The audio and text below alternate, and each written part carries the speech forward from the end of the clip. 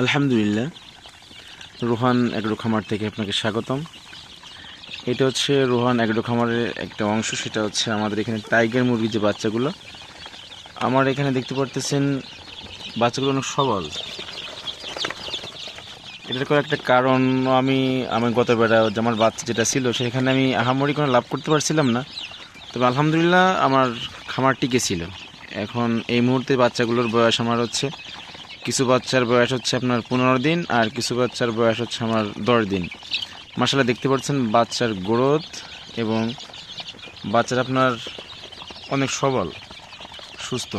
আমি কিন্তু এখন ভ্যাকসিন করে পারি নাই, ইনশাল্লাহ ভ্যাকসিন আগামী 2 দিনের ভিতরে ইনশাল্লাহ ভ্যাকসিন করে দেব। আমার এখানে আছে 150 পিস বাচ্চা। এই যে,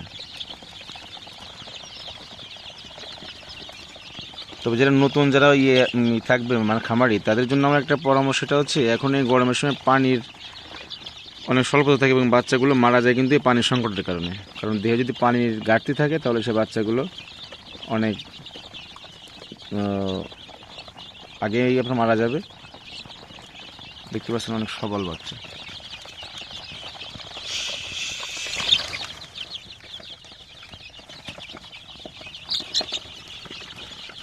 যাক আলহামদুলিল্লাহ, আমিও নতুন শুরু করতেছি। আমার আগে একটা চালান ছিল, আমার সেখানে ছিল 86 পিস, তবে আমার বাচ্চা সেই সময় মারা গেছিলো কিছু। এটা আমার ভুল ছিল। আমার এই পাশে যে পলিথিনগুলো দেখতেছেন এবং যে লাইটের যে অবস্থা, আমার তখন ব্রুডিংয়ে একটা সমস্যা ছিল, যার কারণে আমার বাচ্চা অনেকটাই মারা গেছিলো। এখন আলহামদুলিল্লাহ আমার 156 পিস বাচ্চা উঠাইছিলাম, এখন আছে 150 পিস। আমার 6 পিস বাচ্চা নষ্ট হয়ে গেছে, সেটা আসলে আমার কারণে।